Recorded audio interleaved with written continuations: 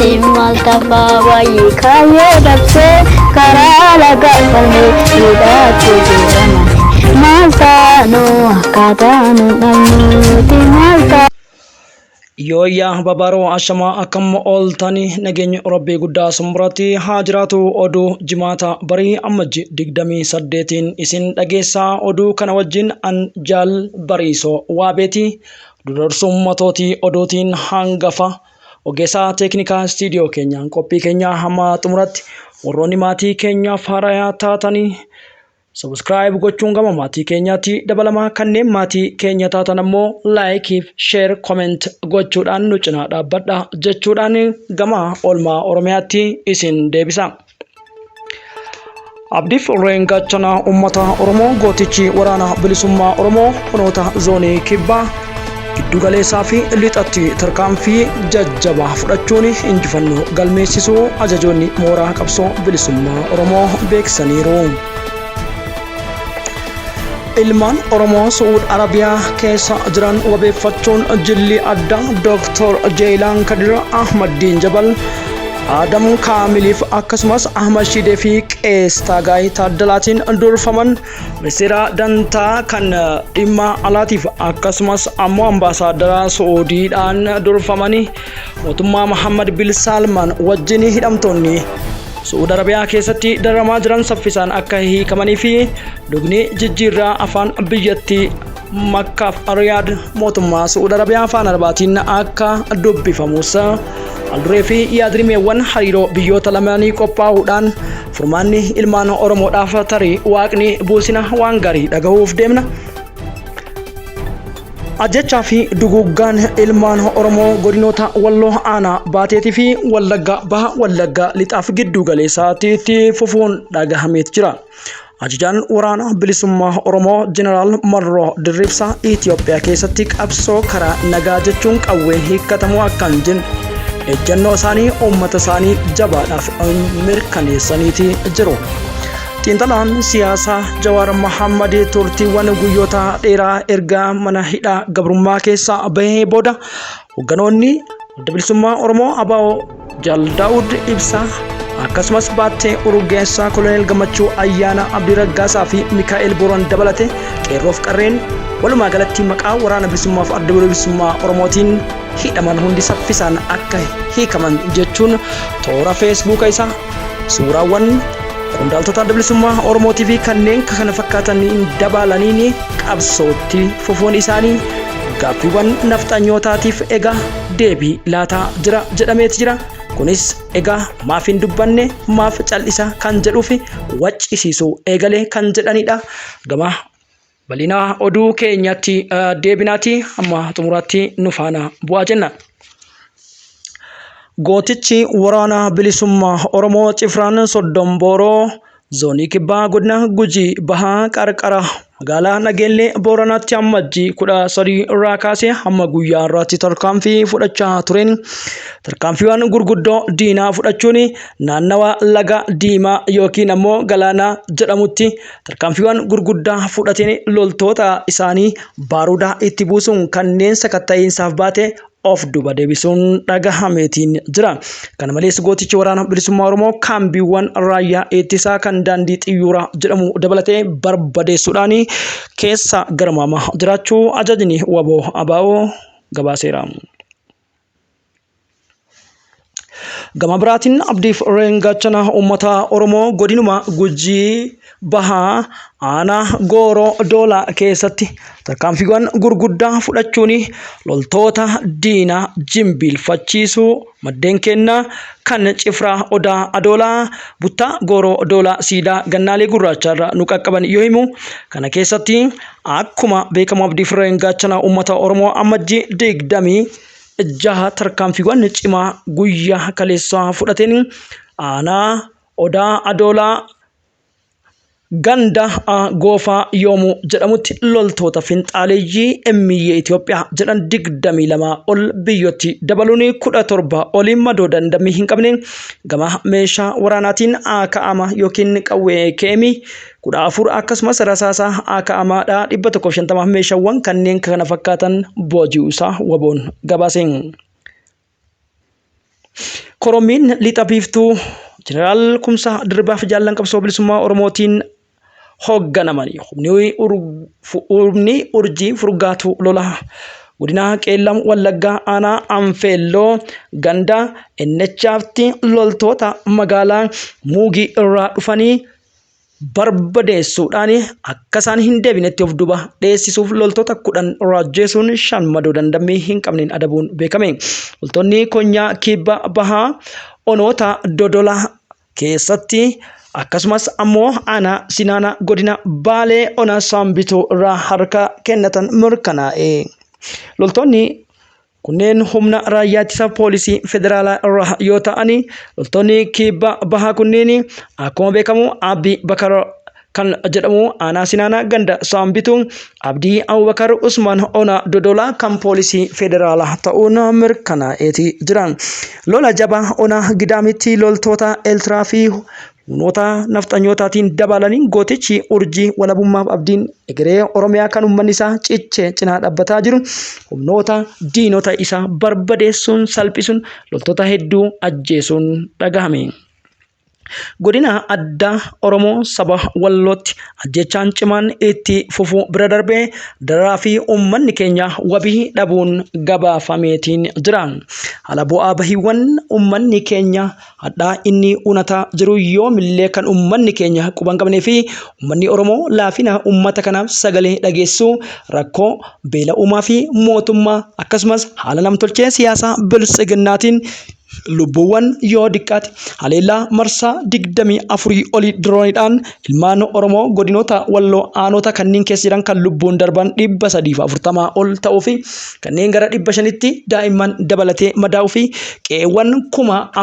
4570 barbadaa'u gama biraatiin abbaa barbaadan akka qarcaatti gadi baasanii jiila uummata jechuudhaan tarsiimoo imaammataa masara mootummaa 4 kiiloo keessa shaarukaan isaanii kennameen manni Oromoo garuu cal'isuun hedduu kan nama yaaddessu ta'eetii jira. Kanumaan wal qabatee godina addaa Oromoo kan saba Wallootti ajjechaa cimaan itti fufe kun jechuudha waan hedduu nama yaaddessuudha. Keessattuu amajjii 24 aanaa baatee haala yaaddessaa ta'een ilmaan Oromoo ajjeefamanis maqaan nu qaqqabeetii jira. Gabaasa keenya keessatti bal'inaan dhageettu. Tarkaanfiiwwan kanaan wal qabateetiin akkuma beekamu amajjiin 25/2022 aanaa baatee ganda Goraa jedhamutti namoota 2 poolisiin federaalaa gadi baasee haala suukaneessaan rasaasatti roobsuun maatii daawwachiisaa ajjeesuun xiqqeenya Oromoof cabiinsa Oromoo walirratti ilaaluu qabsoo keenyaatiif egaa kuni salphina guddaa akka jedhameef maqaa namoonni nu dhaqqaban keessaa aanaa baatee ganda Goraa Araddaa Shari'aa jedhamaniin Abduu Idriis Huseen yoo ta'u akkasumas Abduu Sa'iid Ahmad ammoo ganda Gurraa Araddaa Baanaarraa ta'uun beekameetiin jira. Wallagga Bahaa keessatti ilmaan Oromoo aanaa Kiiramuu ganda Qilxuu keessatti obboloota lameen osoo isaan xaafii haman humni gara jabeeyyii sirna biyya Itoophiyaa fi warra fiilmii Shaarukaaf Mister Shaarukaadhaan bobbaafaman sirni finxaaliyyota Amaaraa osoo isaan quban qabne ajjeesuun beekamee jira. Akka gabaasni kun qaqqabetti amajjii 25 jechuun tarkaanfiiwwan manni keenya ofirraa quban qabne kibxata darbee ganama keessa yoo ta'u osoo isaan xaafii haman humnoonni nafxanyaa kun duuba dhufanii dha'uu isaaniitii fi haalli yeroo ammaan kana baay'ee yaaddessaa ta'uun dhagahameeti jira. Duulli qeerroo bilisummaa Oromoo kanneen jiran hiikuu dhiisii kan biroo itti dabaluuf ilmaan Oromoo abdiif hamilee cabsuuf hidda saba keenya balleessuudhaaf Mister Shaarukaa fi sirna duula Minilik 3ffaan godhamu godina addaa magaalaa Burraayyuu keessatti Taabota Sillaasee Maariyaam Tibbaa darbe jechuudha Shawaa Meedaa galuu turetti alaabaa lumuxii qabatanii nu keessan sossootan jedhee qeerroon bilisummaa Oromoo poolisii wal ta'uudhaan walitti bu'iinsa godhameen lubbuun nafxanyootaas darbe jedhamus kanaan wal qabsiisee haaloon uummata walloorratti ba'ame kun bira darbe kantiibaa magaalaa Burraayyuutiif itti gaafatamaa waajjira nageenyaatiin qindoomanii poolisoota bira darbe qeerroowwan hedduu isaanii hidhuun dararratti argamu. Maddeen keenya godina addaa Burraayyuu wabeeffatan yoo gabaasan keessattuu ilmi Oromoo dhalata Wallaggaa ta'e godinoota addaa Laga Xaafoo, Laga Daadhii akkasumas Sabbataa fi Burraayyuu galaan keessatti jiraachuun qaanii ta'uu maddeen keenya Caayaa Oromoo TV mirkaneeffatan. Kuni ammoo sirna kanaaf hammamillee turuu aangoo akka hin dheeressines beekamaadha jedhameetiin jira. Gama biraatiin odeessi keenya ammas akkuma itti fufeetti jira. Wallagga lixaa aanaa mana Sibuutti ilmaan Oromoodha tokko jechuudha kan abbaan isaa Tibbaa darbe egaa obbo Bantiin irraa ajjeesan ilma isaa Yohaannis Bantii shaniidhaan hidhata qabda jechuun magaalaa Mandiitti daraa akka jiranii fi yeroo ammaa kana Yohaannis Bantii jechuudha egereen isaa garuma abbaa isaa kaleessa cubbuudhaan ta'uun beekamee jira. Ajajaan waraana bilisummaa Oromoo Itoophiyaa keessatti qaamni hidhannoo hiikkatu gonkumaa akka hin jirree fi tarkaanfiin gowwummaa deebi'ee akka hin jiraanne warroonni kana leelisanis ta'anii of ilaaluu akka qabanii fi hiree kana keessatti egeree isaaniitiif yeroo sodaachisaa ta'etti sirna warra diraamaa taphachuudhaan dhidhimsee dirree siyaasaa dhiphisuun ilmaan Oromoo qaanii malee haadhaaf abbaa dhala namaa duguuguun sanyummaa balleessaa jiru wajjin qabsoon qawwee hiikkatanii karaa nagayaatii waliin qabsaawaan akka hin jirreef qabsoon hidhannoo daran itti cimuun hiree Oromoof Oromiyaa akka mirkaneessu jechuun ajajaan waraana bilisummaa Oromoo yeroon kuni qeerroon bilisummaa Oromoo kumoota kudhaniin lakkaa'aman mana hidhaa keessa jiraatanis ammoo yeroo kanatti qeerroowwan hedduun hayyoota barsiisotaa fi gootoliin hedduun mooraa qabsoo bilisummaa Oromoo galaana irraan dhangala'ee ta'uu diinatti agarsiisee jira.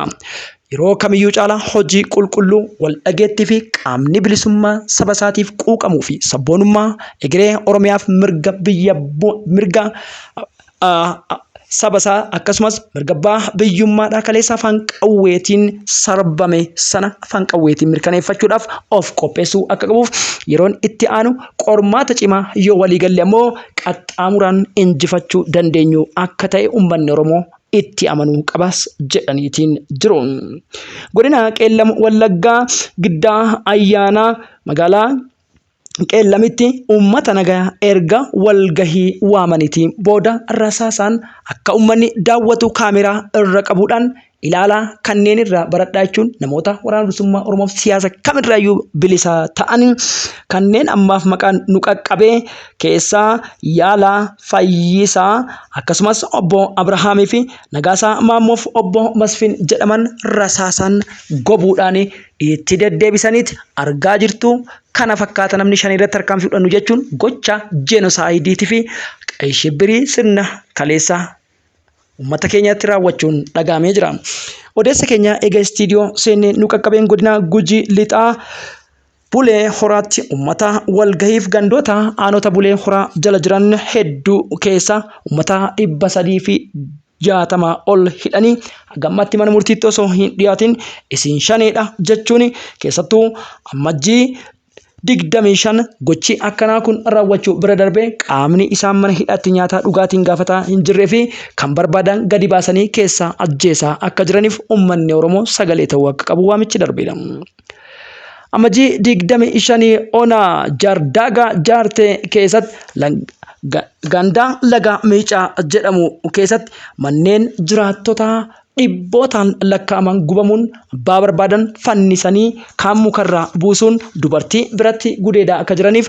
murni tumsa loltoota Eeltiraatii fi diinota keenya jabaatee waan jiruuf uummanni Oromoo yeroon itti wal cinaa dhaabbatee walii birmatuu fi garnyaatuu itti walii qabaatu amma jechuun dhaamame.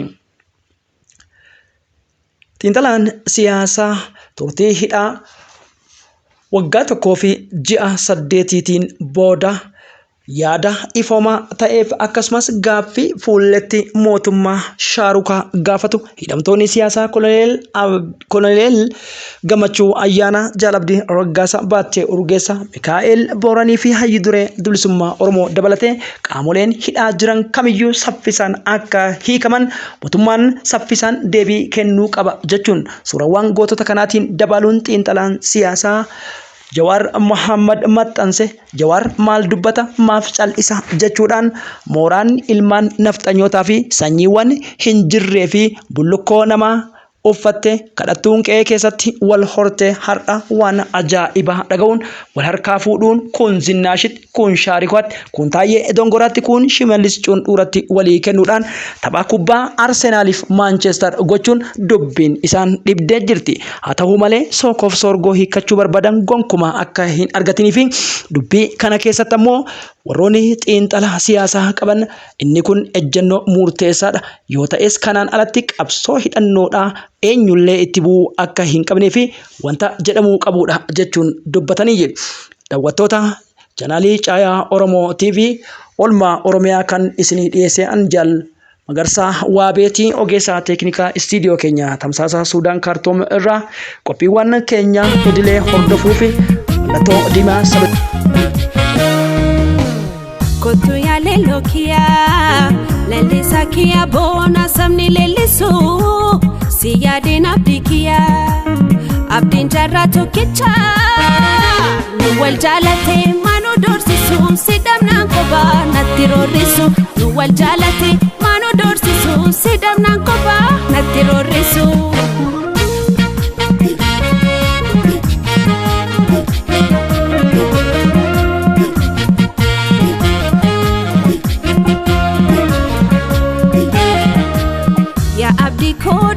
Sifana banani dachin soban nalame ya abdi ko duga badede bisu foda meno darafame ya abdi ko ya rabbi no birmadu dadamne ranov game ya abdi ko duga to hi kaduru bare dupin arilu game barika kai gagadandi game mali mali ansi jalami dame mali mali ansi jalami dame warri Kenya warra dhugaalee lisuudha falli Kenya sirna gadaa deebisuudha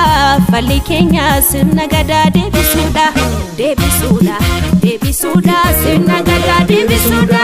deebisuudha deebisuudha sirna gadaa deebisuudha deebisuudha deebisuudha sirna gadaa deebisuudha deebisuudha Sinna gada debisuda, debisuda, sinna gada debisuda, debisuda, sinna gada debisuda, debisuda, sinna gada debisuda, debisuda, sinna gada debisuda, debisuda, sinna gada debisuda.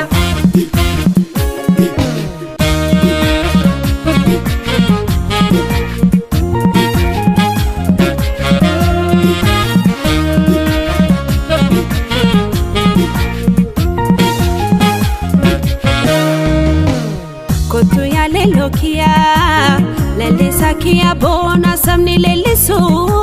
siya din abdi kia abdin jarra tokicha nuwal jalate manu dorsisu sidamna koba natirorisu nuwal jalate manu dorsisu sidamna koba natirorisu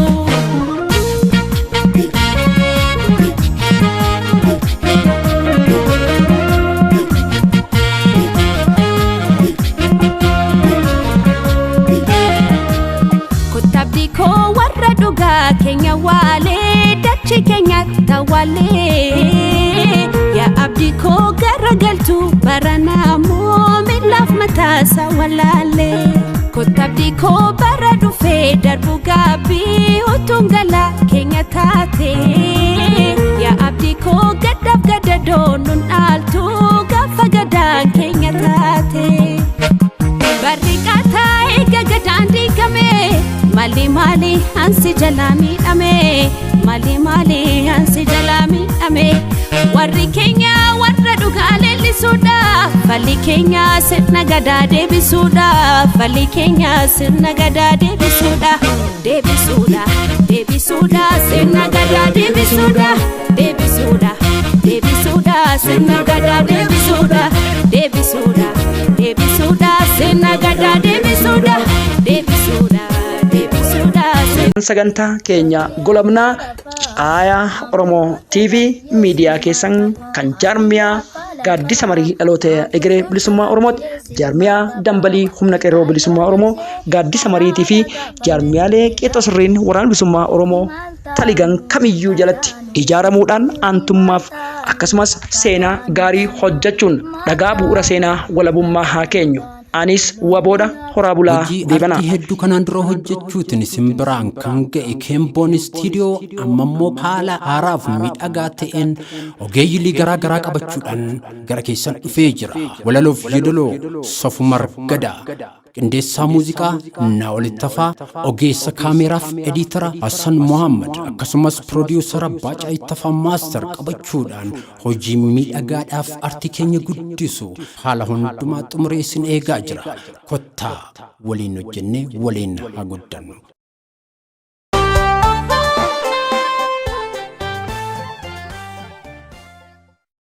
Hojii artii hedduu kanaan dura hojjechuutiin simbiraan kan ga'e Keemboon Istiidiyoo ammammoo haala haaraaf miidhagaa ta'een ogeeyyii garaa garaa qabachuudhaan gara keessan dhufee jira. Walaloof yeedaloo Sofumar Gadaa. Qindeessaa muuziqaa Naa'ol Ittafaa, ogeessa kaameraaf ediitara Hassan Muhammad akkasumas piroodiwusara Baacaa Ittafaa maaster.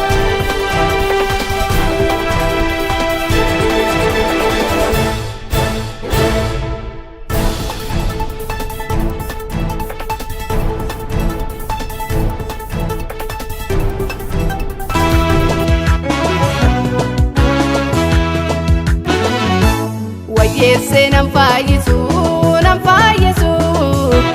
kananoli kofike karo minni na fidus sagale fisurake samun bokonna dabe yo yaadu na dipisa katam fagenya ke samun bokonna dabe yo yaadu na dipisa katam fagenya ke